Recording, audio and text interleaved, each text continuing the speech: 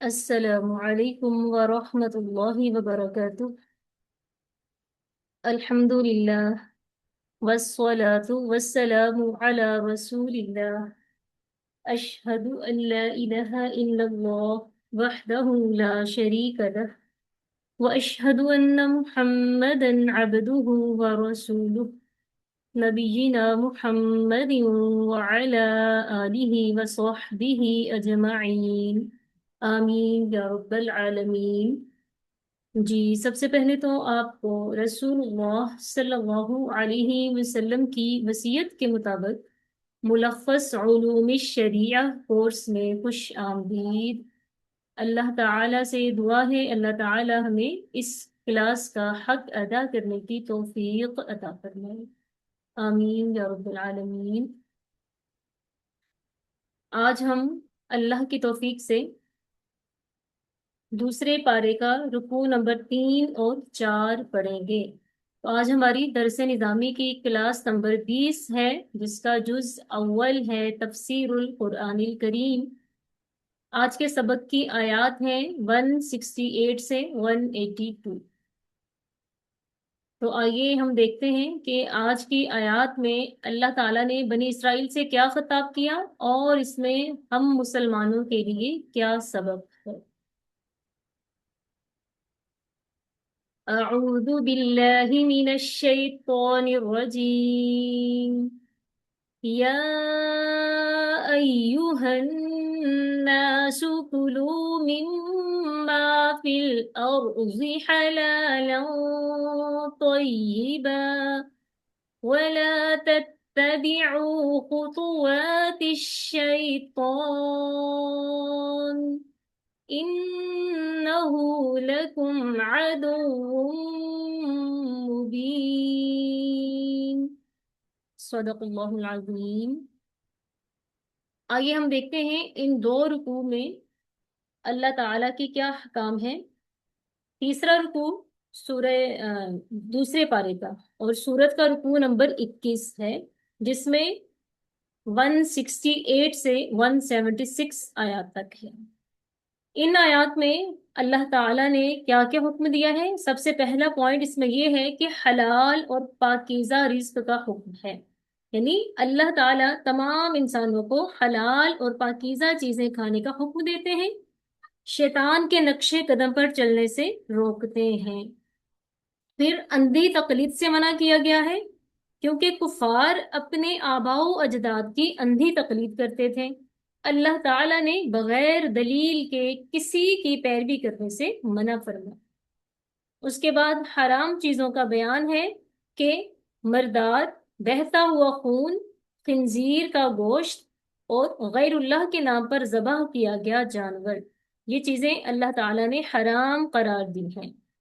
اس کے بعد دین کو چھپانے والوں کے لیے وعید ہے کہ جو لوگ اللہ کی نازل کردہ کتاب اور احکام کو دنیاوی فائدے کے لیے چھپاتے ہیں، ان کے لیے سخت عذاب ہے۔ پھر اس کا رکوع نمبر 4 سورہ بقرہ کا رکوع نمبر 22 ہے، جس میں 177 سے 182 تک آیات ہیں۔ ان میں اللہ تعالیٰ نے کیا بیان کیا ہے؟ سب سے پہلے حقیقی نیکی کا مفہوم بتایا گیا ہے کہ نیکی صرف مشرق یا مغرب کی طرف منہ کرنے کا نام نہیں، حقیقی نیکی ایمان، عبادات، اخلاق اور حقوق العباد کی ادائیگی کا مجموعہ ہے۔ پھر نیکی کی صفات بیان کی گئی ہیں کہ اللہ، آخرت، فرشتوں، کتابوں اور انبیاء پر ایمان لانا، پھر اللہ کی محبت میں مال خرچ کرنا، نماز قائم کرنا اور زکوٰۃ ادا کرنا اور وعدہ پورا کرنا، پھر تنگی میں، بیماری میں، مشکل حالات میں صبر کرنا۔ پھر اس کے بعد قصاص کا حکم ہے کہ قتل کے معاملات میں قصاص کا حکم دیا گیا۔ قصاص میں معاشرے کی زندگی اور امن پوشیدہ ہے۔ پھر اس کے بعد وصیت کا حکم ہے کہ موت کے وقت والدین اور قریبی رشتہ داروں کے حق میں مناسب وصیت کی ترغیب دی گئی ہے۔ وصیت میں خیانت اور تبدیلی سے منع کیا گیا ہے۔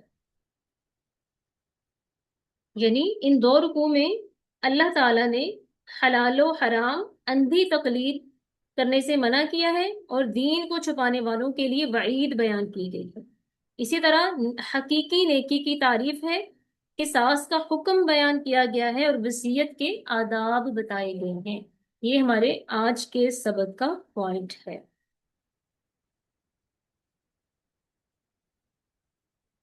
جی، تو ہم سبق شروع کرتے ہیں۔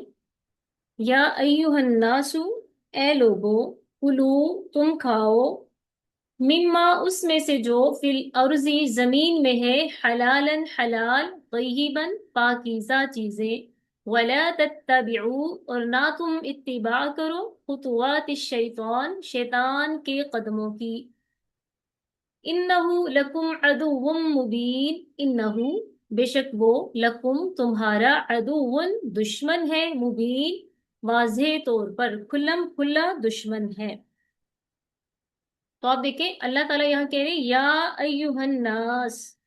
تو آپ کو پتہ ہے سورہ بقرہ میں آیت نمبر 168 تک یا ایوہ الناس کے ساتھ دوسری مرتبہ خطاب کیا گیا ہے۔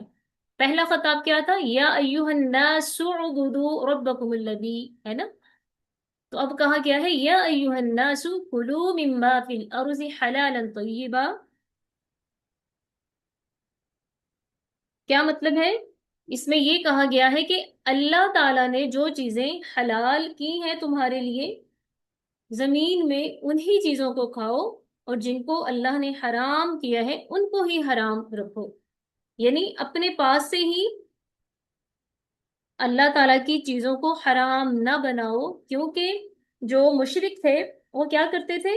وہ اپنے بتوں کی، اپنے انداد کی تعظیم و تکریم میں اتنی زیادتی کرتے کہ عبادت اور دعا میں بھی ان کو پکارتے اور ان کے نام پر بہت سے مویشی، مثلا بحیرہ، سائبہ، وسیلہ وغیرہ حرام قرار دیتے، پھر ان جانوروں پر سواری بھی نہ کرتے اور ان کا گوشت بھی نہیں کھاتے، اور ان کو اللہ کے قریب ہونے کا ذریعہ سمجھتے تھے۔ اور دوسری طرف انہوں نے اللہ کی حرام کردہ چیزوں کو حلال بنایا ہوا تھا، یعنی جو مرداد، خون خنزیر اور غیر اللہ کے لیے نذر و نیاز، ان کو انہوں نے حلال کیا ہوا تھا۔ تو اس لیے اس آیت میں اس طرح کے حرام ٹھہرا لینے سے منع فرمایا ہے اور اللہ تعالیٰ کی پیدا کردہ حلال اور طیب چیزیں کھانے کا حکم دیا ہے۔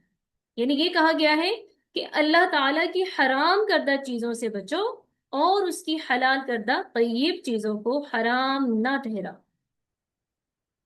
نبی علیہ السلام نے فرمایا ہے جس شخص نے وہ نماز پڑھی جو ہم پڑھتے ہیں اور اس قبلے کی طرف رخ کیا جس کی طرف ہم رخ کرتے ہیں، اور جس نے ہمارا ذبیحہ کھایا، وہ مسلمان ہے۔ یعنی جس نے یہ سارے کام کیے، نماز پڑھتا ہو جیسی نماز ہم پڑھتے ہیں، یعنی نبی علیہ السلام، اور آپ نے فرمایا کہ قبلہ بھی اس کا وہی ہو جو ہمارا قبلہ ہے، اور وہ ہمارا ذبیحہ بھی کھائے، تو وہ مسلمان ہے۔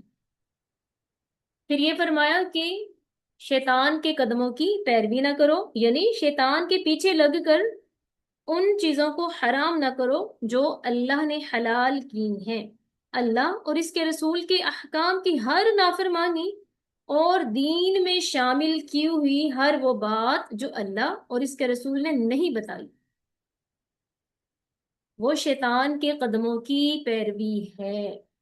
سمجھ آئی؟ دین میں کوئی بھی ایسی بات جس کا تعلق دین سے نہیں ہے اس کو دین بنا لینا، یہ بھی شیطان کے قدموں کی پیروی ہی میں شامل ہوتا ہے، اور اللہ تعالیٰ نے اس سے منع کیا ہے۔ منع اسی لیے کیا ہے نا، اللہ تعالیٰ نے وجہ بھی منع کرنے کی بتا دی ہے کہ شیطان تو تمہارا کھلم کھلا دشمن ہے۔ تو آپ خود سوچیں، جو ہمارا دشمن ہوتا ہے کیا وہ ہمارے لیے کبھی بھلائی چاہ سکتا ہے؟ وہ کبھی بھی ہمارا خیر خواہ نہیں ہوتا۔ تو ظاہر ہے شیطان ہمیں اللہ تعالیٰ کے دین سے دور کرنے کی کوشش کرتا ہے، اسی لیے اللہ تعالیٰ نے ہمیں خبردار کیا ہے۔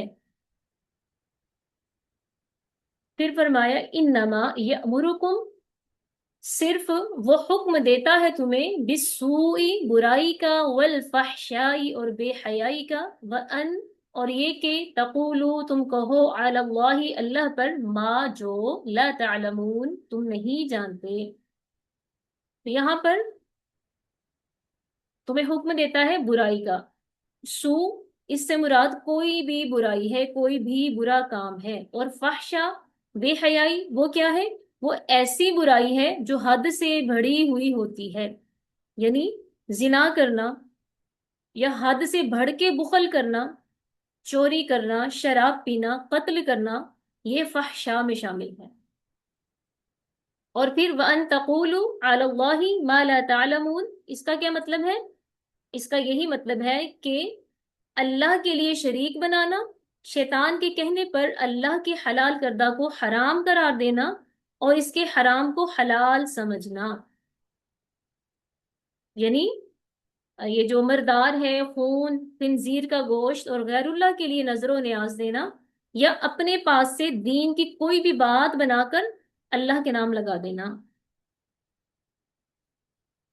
یہ ہے ان تقولوا علی اللہ. یعنی اللہ تعالیٰ نے ایسا کچھ کہا بھی نہیں، ایسا کیا بھی نہیں، ایسا کوئی حکم دیا بھی نہیں، پھر بھی وہ باتیں بنا کے اللہ تعالیٰ کی طرف منسوب کر دینا، اس سے اللہ تعالیٰ نے منع کیا ہے. یہ شیطان انسان کو سکھاتا ہے، اسی لیے شیطان کی پیروی سے منع کیا گیا ہے.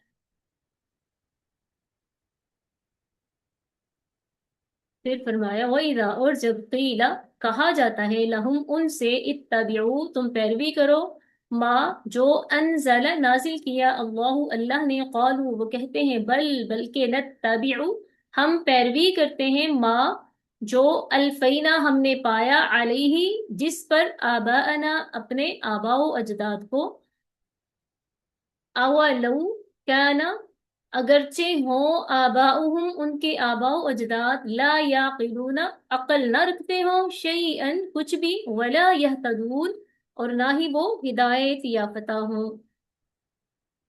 کیا مطلب ہے؟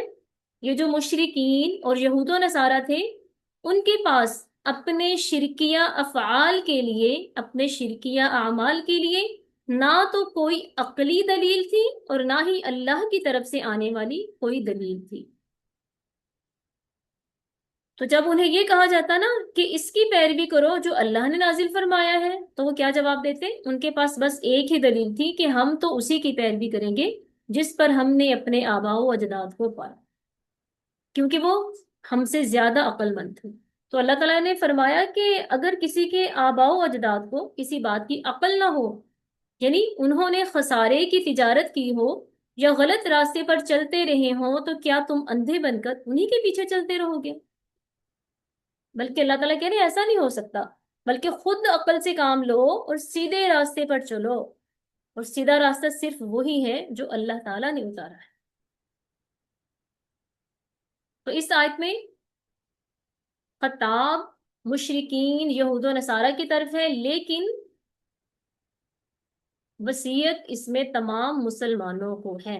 یعنی اگر مسلمان بھی یہی روش اختیار کریں کہ قرآن و حدیث کے مقابلے میں رسم و رواج پر عمل کریں اور اپنے آباء و اجداد کی پیروی کریں، یا اپنے امام یا عالم دین کے قول کو، ان کی رائے کو، ان کے فتویٰ کو قرآن و حدیث پر مقدم رکھیں، تو ان کے بارے میں بھی پھر ایسا ہی ہے جیسے مشرکین اور یہود و نصارہ کے بارے میں. اسی چیز کا نام تو تقلید ہے نا. اللہ تعالیٰ تقلید سے ہی تو منع کر رہے ہیں نا کہ تقلید نہیں کرنی، بے جا تقلید نہیں کرنی.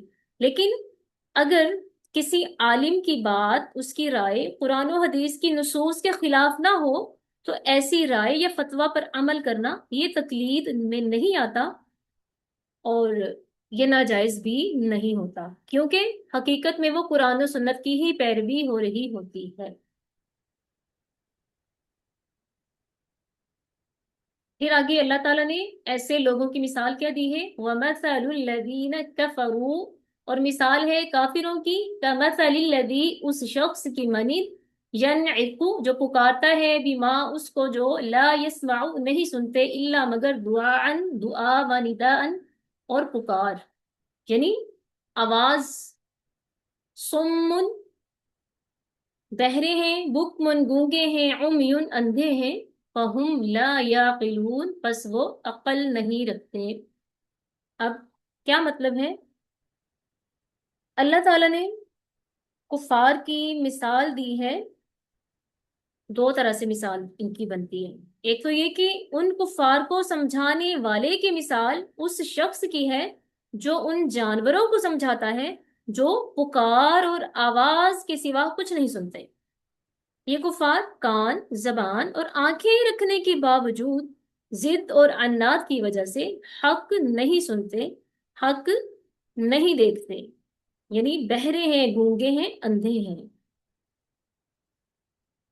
क्योंकि जो ऐसे लोग हैं ना, जो हक को समझने के बावजूद भी उसको मानते नहीं है, उस पर अमल नहीं करते, तो अल्लाह ताला ने ऐसे लोगों को जानवरों से भी बदतर कहा। और दूसरी मिसाल ये दी है कि इनकी मिसाल उन बेअक्ल जानवरों जैसी है जिनके गल्ले अपने चरवाहों के पीछे चले जाते हैं और बगैर सोचे समझे उनकी आवाज पर हरकत करते हैं। तो इसी तरह ये लोग अपने अपने इमामों के पीछे या अपने बड़ों के पीछे बगैर सोचे समझे चलते रहते हैं। गोया ये तकलीदे आबा ही है। सीधी बात यह है कि अल्लाह ताला ने ऐसी तकलीद से मना किया है जो कुरान और सुन्नत के खिलाफ जा रही हो।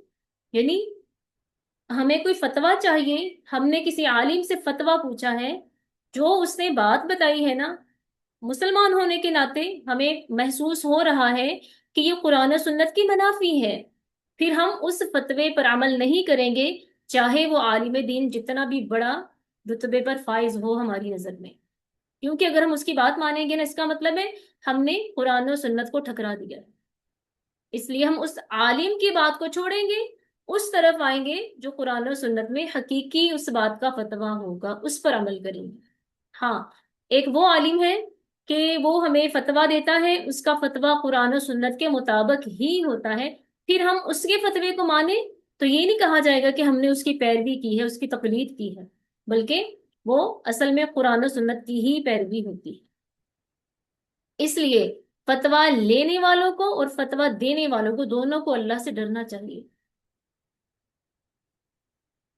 आपको पता है, जो बड़े बड़े उलमाए दीन थे ना, जो सदियों पहले गुजर चुके हैं, जिन्होंने दीन के लिए इतना काम किया, किताबें लिखी, तफसीरें लिखी, अहादीस की तशरीहें की, वो लोग भी हर मसले का जवाब नहीं दिया करते थे। ज्यादातर मसाइल के बारे में वो ये कहते थे मुझे इसके बारे में इल्म नहीं है। क्योंकि फतवा देना ये कोई छोटी मोटी बात नहीं है। अगर कोई फतवा देने वाले जानबूझ के गलत फतवा देते हैं लोगों को अपने साथ रखने के लिए, तो कल को उनकी पकड़ होगी, इस पर सजा मिलेगी उन्हें, जाहिर है। तो ये भी तो दीन में तहरीफ ही होती है ना। तो दीन में तहरीफ करने वालों को माफी नहीं मिलेगी। इसलिए जब हमें किसी हुक्म के बारे में फतवा लेने की जरूरत है, तो हमें पहले ये भी देखना चाहिए कि जिनसे हम फतवा ले रहे हैं उनका दीन कैसा है।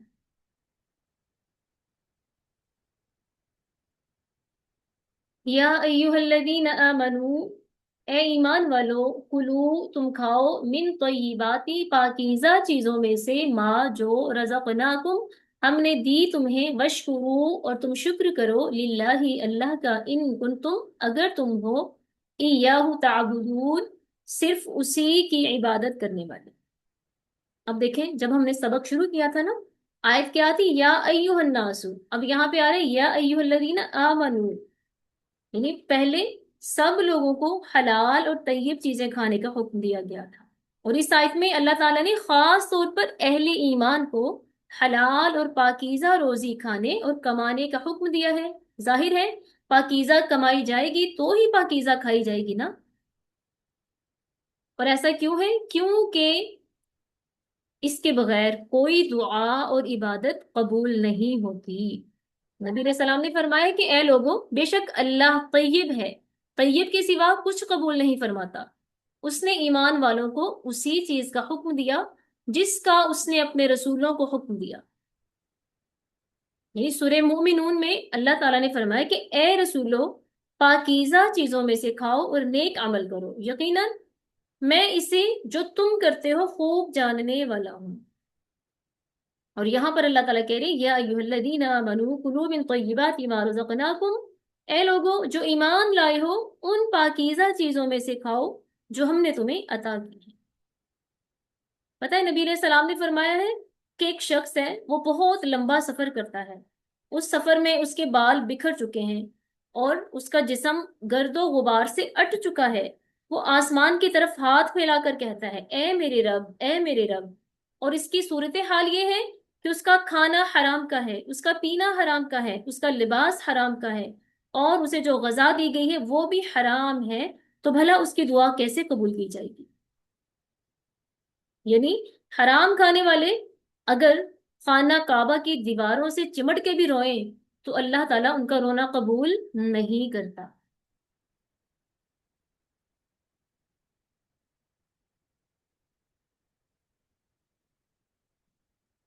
آگے دیکھیں، انما، در حقیقت، حرم، حرام کیا اس نے، علیکم تم پر، المیتۃ مردار، والدم اور خون، ولحم الخنزیری، لحم گوشت کو کہتے ہیں، اور خنزیر کا گوشت، خنزیر جس کو سور کہتے ہیں نا، ایک جانور ہے نا، اس کو سور کہتے ہیں۔ اور عام مشہور ہے لوگوں میں کہ اس کا نام لینے سے زبان ناپاک ہو جاتی ہے، اس کا نام نہیں لینا چاہیے، تو ایسی کوئی حقیقت نہیں ہے، ٹھیک ہے؟ وہ ایک جانور کا نام ہے، بے شک وہ جانور ناپاک ہے، حرام ہے، لیکن جانور کا نام ہے تو کسی کا نام لینے سے کچھ بھی ہماری زبان ناپاک نہیں ہوتی، ہمارے ایمان میں کوئی خلل نہیں پڑتا۔ وما، اور جو، اہل، ذبح کیا جائے، بھی جس کو، لغیر اللہ، اللہ کے نام پر، فمن، پس جو کوئی، استر، مجبور ہو جائے، غیر باغن، بغاوت کرنے والا نہ ہو، ولا عادل، اور نہ ہی حد سے بڑھنے والا ہو، فلا اثم، پس نہیں کوئی گناہ، علیہ اس پر، ان اللہ، بے شک اللہ، غفور، بخشنے والا ہے، رحیم، مہربان ہے۔ اب اس آیت میں دیکھیں اللہ تعالیٰ نے چار چیزوں کو حرام قرار دیا، کیا کیا؟ میتا یعنی مرا ہوا جانور جو ذبح کیے بغیر مر جائے وہ حرام ہے، والدم، اور خون، کون سا خون؟ جب جانوروں کو ذبح کرتے ہیں نا تو ان کی شہرگ سے جو خون نکلتا ہے وہ بہہ جاتا ہے، تو جو بہہ جانے والا خون ہے وہ حرام ہے، ورنہ تو جو جانوروں کی کلیجی اور تیلی ہوتی ہے نا اس کو بھی خون ہی کہا جاتا ہے، وہ حلال ہے۔ جو بہہ جائے ذبح کرتے وقت وہ خون حرام ہے۔ ولحم الخنزیری، اور خنزیر کا گوشت بھی حرام ہے۔ وما اہل، اور جو پکارا گیا ہو، بغیر اللہ، غیر اللہ کے نام پر، یعنی جو غیر اللہ کے نام پر ذبح کیا گیا ہو وہ جانور بھی حرام ہی ہے، چاہے اسے صحیح طریقے سے، حلال طریقے سے ہی کیوں نہ ذبح کیا گیا ہو۔ لیکن فرمایا فمن استر، ایسا شخص جو مجبور ہو جائے لیکن وہ بغاوت نہ کرنے والا ہو، حد سے نہ بڑھنے والا ہو، اگر وہ ان چیزوں کا استعمال کر بھی لے تو اس پر گناہ نہیں ہے، کیونکہ اللہ تعالیٰ بڑا بخشنے والا، مہربان ہے۔ اب اس کا کیا مطلب ہے؟ باغین ولا عادن، ایسا ہوتا ہے نا کبھی کبھی کوئی انسان، جیسے کہ غربت بہت ہے ہمارے معاشرے میں، تو کسی کے پاس حلال رزق بالکل ہی نہ ہو، اتنا سا بھی نہ ہو کہ جس کے ساتھ اس کے جسم میں جان باقی رہے، زندگی کی رمق اس میں باقی رہے، اس کے پاس ایسا کوئی حلال کھانا نہیں ہے، اس کے لیے اللہ نے تھوڑی سی اجازت دی ہے کہ وہ حرام کردہ میں سے صرف اتنا سا لے سکے کہ زندگی کی رمق اس میں باقی رہے، وہ چلنے پھرنے کے قابل رہے۔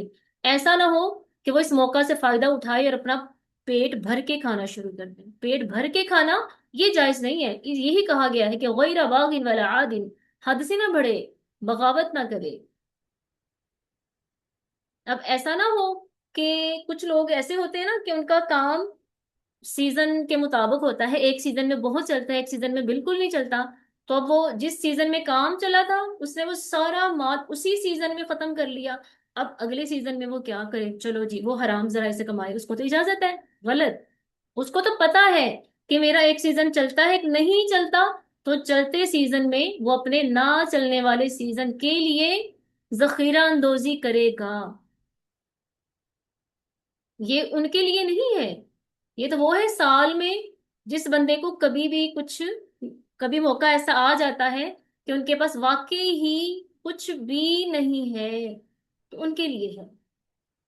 میں نے کچھ لوگوں کو دیکھا ہے، جاب کر رہے ہوتے ہیں، اپنی جاب میں پیسہ آنے والا اڑائی جاتے ہیں اڑائی جاتے ہیں، جب خالی ہو جاتے ہیں چلو جی یہ گیمیں کھیل لی، ان سے پیسہ آ گیا تھوڑا، اپنے اپنی طرف سے جی اب اس وقت ہمارے لیے جائز ہے۔ اللہ تعالیٰ کی حدوں کو نہیں کراس کرنا چاہیے۔ اگر اللہ تعالیٰ نے کسی مجبور کو اجازت دی ہے تو بے جا فائدہ نہیں اٹھانا چاہیے، اسی لیے تو پھر اللہ تعالیٰ کے عذاب آتے ہیں وقتاً فوقتاً۔ یہ تو اللہ تعالیٰ نے بہت ہی کسی بےکس مجبور کو یہ جائز کیا، ساتھ یہ بھی کہہ دیا کہ وہ حد سے نہ بڑھے، شوخہ ہی نہ ہو جائے، اپنے آپ کو مظلوم ہی نہ سمجھنے لگ جائے کہ میرے لیے تو جائز ہے میں جتنا مرضی کروں، ایسا نہیں ہے۔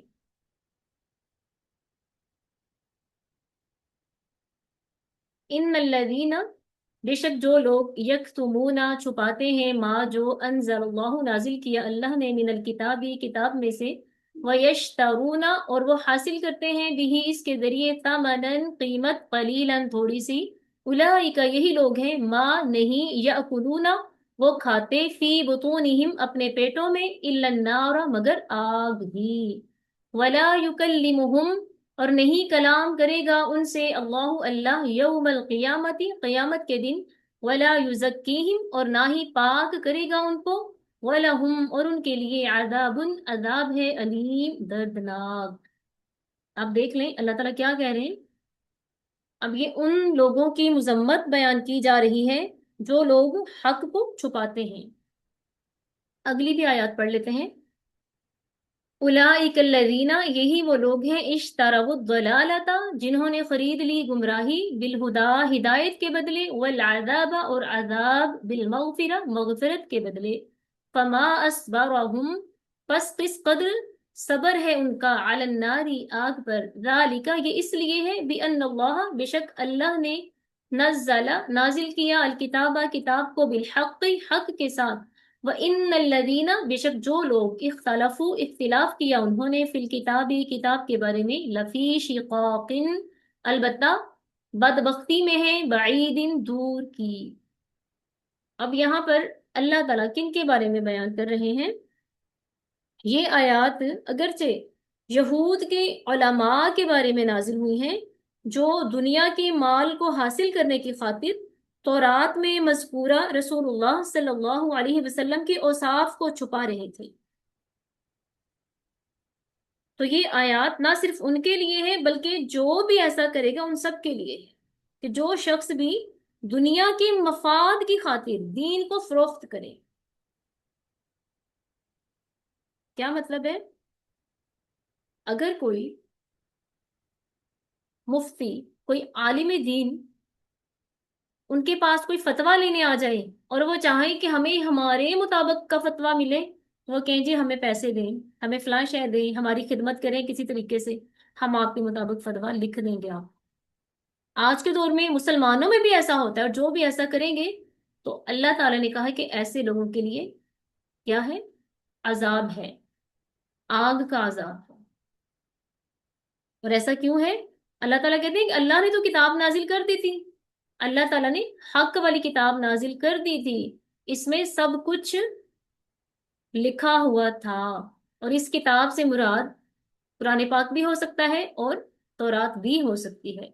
اگر تورات ہے تو یہودیوں نے تورات میں لکھی نبی علیہ السلام کی آخری نبی کی باتوں کو چھپایا، اور اگر قرآن لیا جائے تو آج کے مسلمان اگر ایسا کریں، حق کو چھپائے دنیا کا مال لینے کی خاطر، تو وہ بھی اس میں شامل ہے۔ جن لوگوں نے بھی اس میں اختلاف کیا، اپنی مرضی سے فتوے دیے، اس میں کوئی تحریف کی، تو اللہ تعالیٰ کہہ رہے ہیں کہ ایسے لوگ تو بڑی دور کی بدبختی میں ہیں۔ یعنی ایسے لوگ کس طرح کے ہیں کہ وہ آگ پر کتنا صبر کرنے والے ہیں، جو وہ کتاب کے ساتھ ایسا کر رہے ہیں کہ جان بوجھ کے وہ ہدایت کے بدلے گمراہی خرید رہے ہیں، مغفرت کے بدلے عذاب خرید رہے ہیں۔ اس کا مطلب ہے کہ وہ آگ پر بڑے صبر کرنے والے ہیں، یہ حیرت کے طور پہ کہا جا رہا ہے۔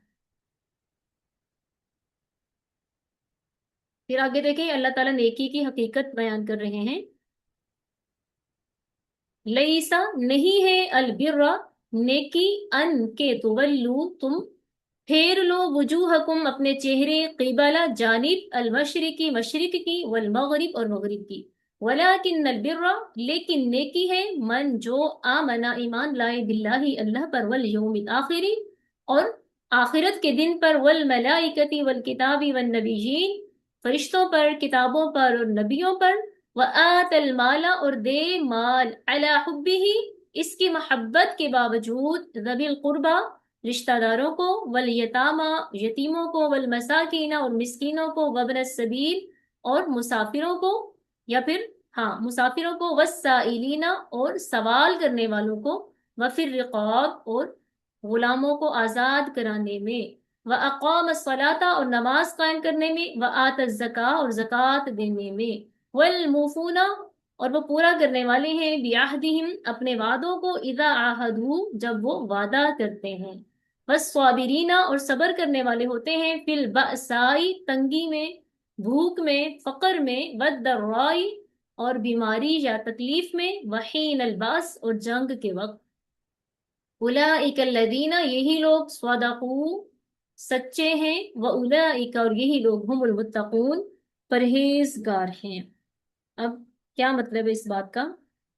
یعنی اللہ تعالیٰ فرما رہے ہیں، ہم نے پیچھے قبلہ کی تبدیلی کے بارے میں پڑھا تھا نا، جس میں یہود و نصارہ کو تردد ہوا تھا، اسی طرح مسلمانوں کو ہوا کہ جو مسلمان پہلے قبلے کی طرف رخ کرتے رہے ہیں ان کی نمازوں کا کیا ہوگا۔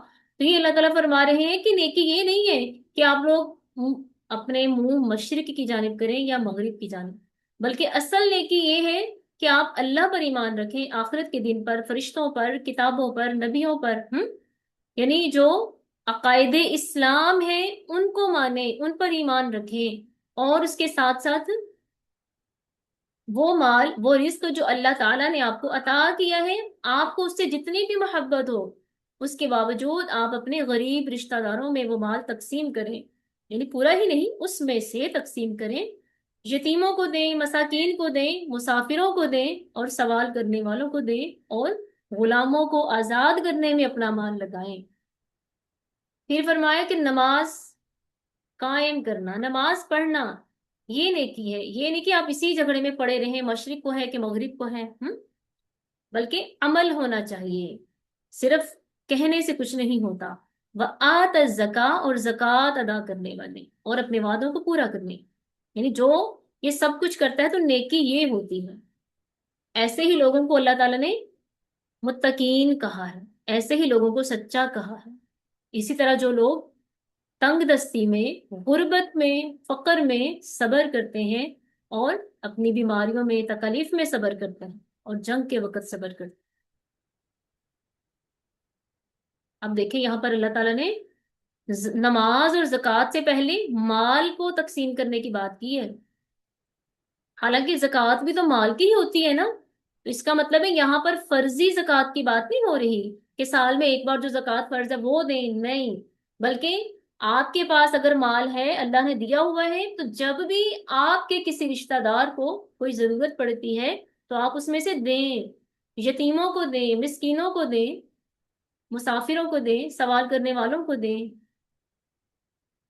پھر یہ بھی فرمایا وَأَقَامَ الصَّلَاةَ وَآتَ الزَّكَاةَ، نماز قائم کریں، نماز قائم کرنا یعنی دن رات میں جو 5 نمازیں فرض ہیں ان کو ان کے اوقات میں اچھے طریقے سے پڑھنا، ادا کرنا۔ پھر فرمائے کہ وآت الزکاۃ، جو فرض زکوٰۃ ہے وہ بھی ادا کریں اور وعدوں کو بھی پورا کریں، اور ہر مصیبت میں، بیماری میں، تنگی میں صبر کریں، جنگ کی حالت میں صبر کریں۔ اصل نیکی یہی ہے، اور یہ آپ کو پتہ ہے ذوی القربا تو اپنے رشتہ دار ہوتے ہیں، کوئی بھی ہمارے بہن بھائی، والدین، بیوی ہے، شوہر ہے، ماموں، خالو، پھپھو، خالہ، چاچو، جو بھی رشتہ دار ہیں۔ اور یتیم کون ہوتا ہے؟ وہ شخص، وہ بچہ، شخص نہیں بچہ، جس کا باپ فوت ہو جائے لیکن وہ بچہ بھی نابالغ ہو۔ جب بچہ بالغ ہو جاتا ہے تو وہ یتیم نہیں رہتا۔ اور مسکین کون ہوتا ہے؟ جس کے پاس اتنا بھی مال نہیں ہے کہ وہ اپنے مال سے اپنی جائز ضروریات پورا کر سکے۔ اور مسافر अब मुसाफिर है ना, मुसाफिर तो अमीर भी हो सकता है ना, अपने घर में वो कोई मालदार शख्स भी हो सकता है, लेकिन वो सफर में निकला हुआ है। अब सफर में उसका ज़ाद राह खत्म हो गया है, उसका सफर अभी पड़ा हुआ है, वो खाली हाथ हो गया है, तो उसकी भी मदद करनी चाहिए। ये नहीं सोचना वहां पे बैठ के ये तो बड़ा मालदार है। अब देखो जहां पे वो फंसा हुआ है वहां तो उसका माल उसके काम नहीं आ रहा ना, उस वक्त वो जरूरतमंद बन जाता है, तो उसकी भी मदद करनी चाहिए। इसी तरह ऐसे सवाल करने वाले जिनके बारे में पता हो कि हाँ वाकई ही ये जरूरतमंद है, तो उनको भी देना चाहिए, और गुलामों को भी आजाद करवाना चाहिए। ठीक है, ये भी पता समझ आ गई। बासा और दर्रा क्या है? बासा गुर्बत है, तंग दस्ती है, फकर है, और दर्रा से मुराद कोई भी बीमारी या तकलीफ है, और बास ये जंग की हालत है। आगे देखें, वसीयत के बारे किसास के बारे में बात हो रही है। या अय्युहल्लज़ीना आमनू, ए ईमान वालो, कुतिबा फर्ज किया गया, अलैकुम तुम पर, अल किसासु किसास, फिल कत्ला कत्ल के बारे में, अल हुर्रु आजाद, बिल हुर्री आजाद के बदले, वल अब्दु और गुलाम, बिल अब्दी गुलाम के बदले, वल उनसा और औरत, बिल उनसा औरत के बदले। फमन पस जो उफिया माफ कर दिया जाए, लहू उसको, मिन अखीही उसके भाई की तरफ से, शैयुन कुछ भी, फत्तिबाउन तो पैरवी करो, बिल मारूफी मारूफ तरीके से, व अदाउन और अदा करो, इलैहि उसको, बि इहसान नेकी करते हुए, ज़ालिका ये तख्फीफुन तख्फीफ है, मिर रब्बिकुम तुम्हारे रब की तरफ से, व रहमा और रहमत है। फमन इअतदा पस जो कोई ज्यादती करे, बाद अदालिका इसके बाद, फलहु पस उसके लिए, अदाबुन अदाब है, अलीम दर्दनाक। वलकुम और तुम्हारे लिए, फिल किसासी किसास में, हयातुन जिंदगी है, या उलिल अलबाब ए अकल वालो, लअल्लकुम तत्तकून ताकि तुम बच जाओ, डर जाओ, परहेजगार बन जाओ। अब देखें यहाँ पे हमें ये समझना है कि किसास क्या है। किसास इसका मतलब है बदला लेना, यानी कत्ल के बदले किसी को कत्ल करना, यानी कत्ल के बदले कातिल को कत्ल करना, ये किसास होता है। फिर ये फरमाया कि आजाद मर्द के बदले आजाद मर्द ही कत्ल किया जाएगा, आजाद औरत के बदले आजाद औरत, गुलाम के बदले गुलाम, औरत के बदले औरत। यानी जमाने जहालियत में ऐसा होता था कि अगर किसी बड़े कबीले का कोई मर्द कत्ल होता, या बड़े कबीले की कोई औरत कत्ल हो जाती, तो जो कमजोर कबीला होता था बदले में उनके मर्दों को कत्ल किया जाता था। तो अल्लाह ने कहा ऐसा नहीं होगा, कबीले के रुतबा नहीं इसमें किसी भी काम का, मर्द के बदले ही मर्द कत्ल होगा, औरत के बदले ही औरत कत्ल होगी, गुलाम के बदले गुलाम। ऐसा भी होता था कि अगर किसी ऊंचे कबीले का गुलाम कत्ल हो गया है ना, तो लोग दूसरे कमजोर कबीले के आजाद को कत्ल कर देंगे। तो इन चीजों से अल्लाह ताला ने रोका है। फिर ये फरमाया, फमन उफिय लहू मिन अखीही शैउन, कि फिर मकतूल के वारिसों में से अगर कोई कातिल को माफ कर दे, तो ऐसा भी हो सकता है। और ये भी कहा, वह अदाउन इलेही बि इहसान, या फिर एहसान के साथ उसे अदा किया जाए। यानी दो तरीके हैं, या तो कातिल के वारिस मकतूल को माफ कर दें और कुछ भी ना कहें, कोई बदला लेने की तमन्ना न रखें, तो भी ठीक है। अगर वो ये चाहते हैं कि कातिल को बदले में कत्ल ना किया जाए, लेकिन वो अपने मकतूल की दीयत लेना चाहें, तो उनको दीयत दी जाए। तो अल्लाह ताला कह रहे हैं कि ज़ालिका तख्फीफ मिर रब्बिकुम, ये तुम्हारे रब की तरफ से तख्फीफ और रहमत है, यानी दीयत देने से कातिल की जान बच जाती है। और दीयत क्या है? दीयत कातिल कत्ल के बदले में वो चीज देना जिससे कातिल की जान बच जाए, वो दीयत है। और दीयत कितनी है, उसकी मिकदार क्या है? 100 ऊंट। ठीक है, 100 ऊंट या 100 ऊंटों की कीमत। इसी तरह अगर दिनार में दें तो 1000 दिनार, दिरहम में दें तो 10,000 दिरहम। ये कत्ल की दीयत है। और अल्लाह ताला ने फरमाया कि किसास में जिंदगी है। तो किसास में जिंदगी कैसे है? होता तो ये है ना कि कत्ल के बदले कत्ल है, तो फिर ये जिंदगी कैसे है? इसमें यह है कि कत्ल के बदले कत्ल, इतनी बड़ी सजा रख के लोगों को कत्ल करने से ही रोकने की कोशिश की गई है, इस डर से कि अगर मैंने कत्ल किया तो मुझे भी कत्ल किया जाएगा। اس ڈر سے بہت سے لوگ قتل کرنے سے رک جاتے ہیں، اور یہ معاشرے میں واقعی ہی اس سے امن پیدا ہوتا ہے۔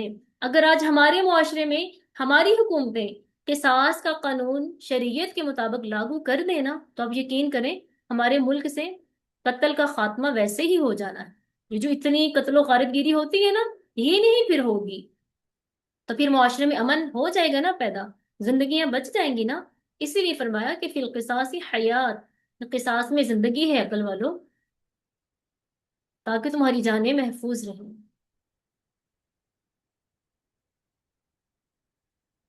پھر اس کے بعد مال میں وصیت کی بات ہو رہی ہے۔ کتیبہ فرض کیا گیا علیکم تم پر، اذا جب حضر آ جائے احدکم تم میں سے کسی کو، الموت موت، ان اگر تارا کا وہ چھوڑے، غیر مال الوصیت وصیت ہے، یہ کتیبہ علیکم الوصیت، یہ ان کا جوڑ اس کے ساتھ ہے، ٹھیک ہے، یہ وصیت فرض کی گئی ہے، للوالدین والدین کے لیے، والاقربین اور قریبی رشتہ داروں کے لیے، بالمعروف اچھے طریقے سے، حقاً یہ حق ہے، علی المتقین متقین پر، فمن پھر جو کوئی بدلہ بدل دے اس کو، بعد اس کے، ما سمعہ جو اس نے سنا اس سے، فإنما تو در حقیقت اثمہ اس کا گناہ، علی الذین ان لوگوں پر ہے، جو بدلونہ جو اس کو تبدیل کر دیتے ہیں، ان اللہ سمیع علیم بے شک اللہ سننے والا جاننے والا ہے۔ فمن پس جو خوفا ڈرے، من موسن وصیت کرنے والے سے، جانفن کسی قسم کی طرف داری سے، او اثمن یا کسی گناہ سے، فاصلح تو وہ اصلاح کر دے، بینہم ان کے درمیان، فلا اثم نہیں تو نہیں کوئی گناہ، علیہ اس پر، ان اللہ بے شک اللہ غفور بخشنے والا ہے، رحیم رحم کرنے والا ہے۔ اب دیکھیں وصیت، وصیت کیا ہوتی ہے؟ مال کے حوالے سے نبی علیہ السلام نے فرمایا کہ جس کے پاس مال ہو اور اس کو پتا ہو کہ میرے مرنے کے بعد یہ میرے وارثوں میں تقسیم ہونا ہے، تو اس پر فرض ہے کہ وہ ضرور وصیت نامہ لکھے۔ تو اس کو ایک رات بھی ایسی نہیں گزارنی چاہیے کہ اس کے پاس وصیت لکھی ہوئی نہ ہوئے۔ تو یہاں پر والدین اور قریبی رشتہ داروں کے لیے وصیت کا حکم ہے، جبکہ سورہ نساء میں اللہ تعالیٰ نے والدین کے حصے بھی مقرر کر دیے ہیں، اور قریبی رشتہ داروں کے بھی، یعنی بہن بھائیوں کے بھی حصے مقرر کر دیے ہیں، بیوی کا شوہر کا حصہ مقرر کر دیا ہے، اولاد کا حصہ مقرر کر دیا ہے، بیٹیوں کے بیٹوں کے۔ تو پھر یہاں پر ایسا کیوں ہے کہ یعنی کہ جس کے حصے اللہ نے مقرر کر دیے ہیں، اب ان کے بارے میں وصیت نہیں کی جا سکتی۔ البتہ اگر ہم اپنی خوشی سے، اپنی مرضی سے ان کے علاوہ کسی اور کو اپنے مال میں سے کچھ دینا چاہتے ہیں، بھی اس کے لیے وصیت کر کے جانا ضروری ہے۔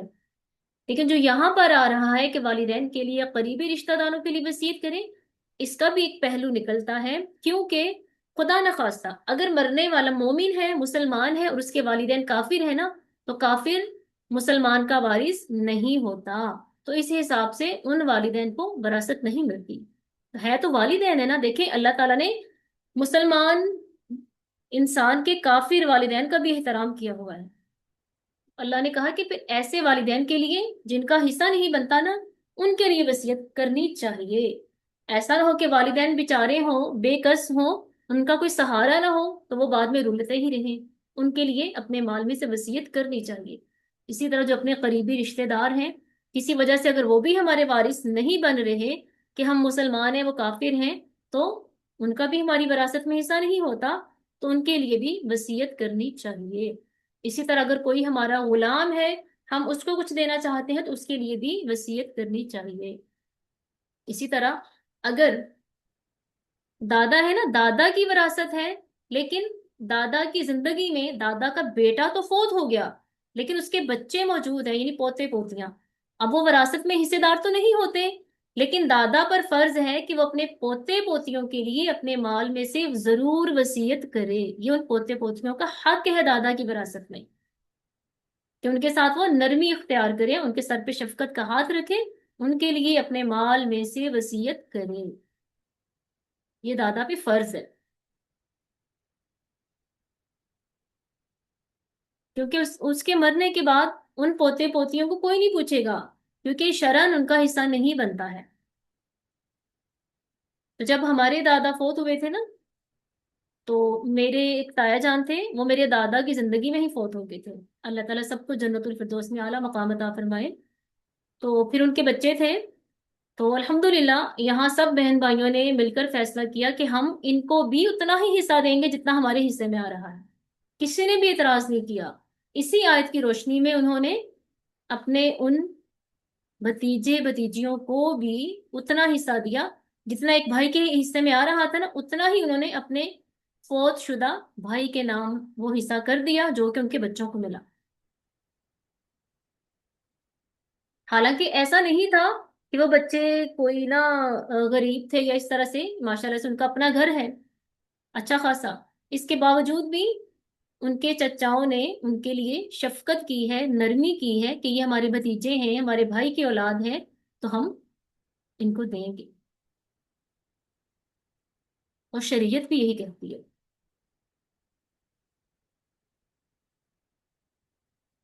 سمجھ آئی آپ کو؟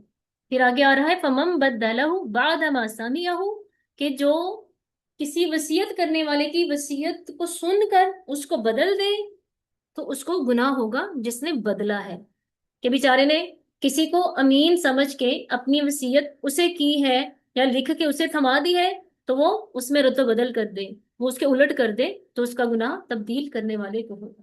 کیونکہ اللہ تعالیٰ سمیع علیم ہے، وہ سننے والا بھی ہے، اس نے سنا تھا جب وصیت کرنے والے نے کسی کو وصیت کی تھی، اور وہ جانتا ہے کہ وصیت کرنے والے نے کیا وصیت لکھی تھی، ہے نا؟ لیکن فرمایا کہ فمن خاف من موص، کہ جو وصیت کرنے والے کی طرف سے اس کو کوئی ایسا ڈر ہو کہ وہ کسی کی محبت میں اس کی زیادہ ہی طرفداری کر جائے گا، یا وہ کسی ایسے کام کی وصیت کر جائے گا جو ناجائز ہے، تو اس وصیت کو بدلنا یہ جائز ہے، ان کی اصلاح کرنی چاہیے۔ فرمایا کہ فلا اثم علیہ، تو ایسا کرنے والے پر کوئی گناہ نہیں ہے۔ یعنی اگر کوئی یہ کہہ دے کہ میرے پیسوں سے آپ نے خدا نہ خواستہ کوئی بے حیائی کا اڈا بنانا ہے، تو اس وصیت پہ عمل نہیں کیا جائے گا۔ یا وہ اپنے کسی جاننے والے کے لیے اپنے مال میں سے بہت زیادہ وصیت کر جائے، تو وہ بھی جائز نہیں ہوگا، اس کو صحیح کرنا یہ جائز ہے۔ حتیٰ کہ اپنے مال میں سے نا اللہ کے لیے بھی دینا ہو نا، تو وہ بھی ایک تہائی وصیت کرنے کی اجازت ہے۔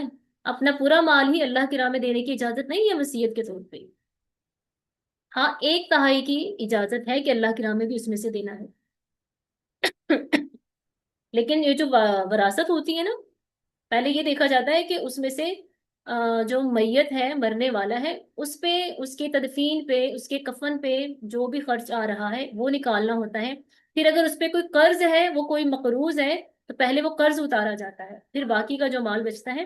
بلکہ اس میں بھی پہلے یہ دیکھا جاتا ہے کہ مرنے والے کے اولاد ایسی تو نہیں ہے کہ جن کی ابھی شادیاں ہونے والی ہیں، تو ان کی شادیوں کا بھی مال پہلے الگ نکالا جاتا ہے، پھر باقی بچے ہوئے مال میں سے اس کو تقسیم کیا جاتا ہے وراثت کے طور۔ ظاہر ہے اب جو جوان بیٹیاں ہیں جن کی ابھی شادی نہیں ہوئی، باپ فوت ہو گیا ہے، وہ باپ پہ ہی فرض ہوتا ہے بیٹی کی شادی تک اس کی کفالت کرنا، اس کی ساری ذمہ داری اٹھانا، تو بیٹی کی شادی کا خرچ باپ کے مال میں سے نکالا جائے گا، اور پھر وہی بیٹی باپ کی وراثت میں بھی شمار ہوگی، اس کو اس میں سے حصہ بھی ملے گا۔ ظاہر ہے باقیوں کی بھی تو باپ نے شادیاں کی تھی نا، وہ بھی تو حصہ لیں گے نا، تو اس بیٹی کے لیے بھی یہی۔ باقی انشاءاللہ سورت نساء پڑھیں گے نا، اس میں بڑے احکام آئیں گے وراثت کے، تو مزید ہم ان میں سیکھیں گے انشاءاللہ۔ تو آج کے سبق میں کافی اچھے پوائنٹ تھے ہمارے سیکھنے کو، سمجھنے کو، اس پہ عمل کرنے کو۔ اللہ تعالی ہمیں صحیح معنوں میں صحیح حق کے ساتھ دین کی سمجھ عطا فرمائے، آمین۔ وآخر دعوانا ان الحمد للہ رب العالمین۔ سبحانك اللهم وبحمدك نشهد أن لا إله إلا أنت نستغفرك ونتوب إليك۔ السلام عليكم ورحمة الله وبركاته۔